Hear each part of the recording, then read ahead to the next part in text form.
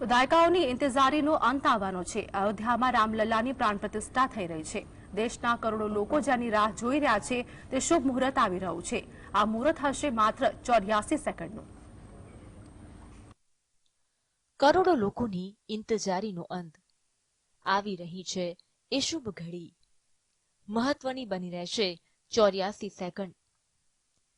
રામ મંદિરના નિર્માણ માટે દેશના કરોડો લોકોએ દાયકાઓ સુધી વાટ જોઈ।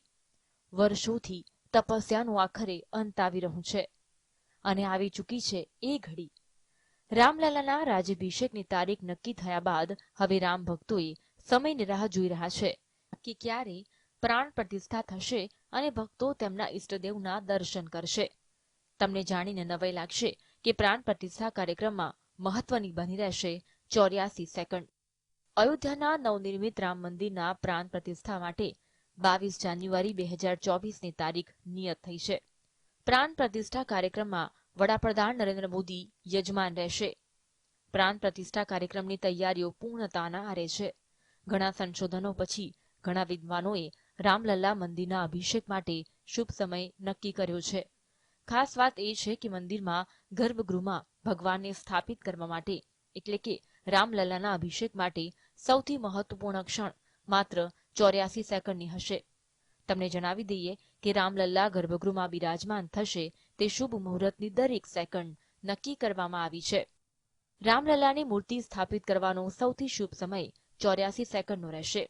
આ સમય 22 જાન્યુઆરી 2024 બપોરે 12:29:08 શરૂ થશે।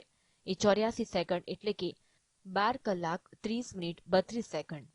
84 સેકન્ડનું અતિ સૂક્ષ્મ મુહૂર્ત હશે। આ સમયે આકાશમાં 6 ગ્રહો અનુકૂળ સ્થિતિમાં રહેશે। કાશીના જ્યોતિષી પંડિત ગણેશ્વર શાસ્ત્રી દ્રવિડે આ મુહૂર્તને સૌથી સચોટ માની પસંદ કર્યું છે। બરાબર આ સમયે રામલલ્લાની પ્રાણ પ્રતિષ્ઠા કરવામાં આવશે। 84 સેકન્ડ જ કેમ? ગણેશ્વર શાસ્ત્રીના મતે 22 જાન્યુઆરી 2024નો શુભ સમય બાણમુક્ત સમય છે। આ સમય અગ્નિબાણ, મૃત્યુબાણ, ચોરબાણ, નૃપબાણ અને રોગબાણથી મુક્ત એટલે કે સૌથી શુભ સમય છે। આ સૌથી શુભ મુહૂર્ત માટે ઘણી બધી બાબતો પર વિચાર કર્યા પછી જ નક્કી કરવામાં આવ્યું છે। જો કે ભલે મુહૂર્ત 84 સેકન્ડનું હોય પરંતુ દાયકાઓ પર ભારે પડશે આ 84 સેકન્ડ।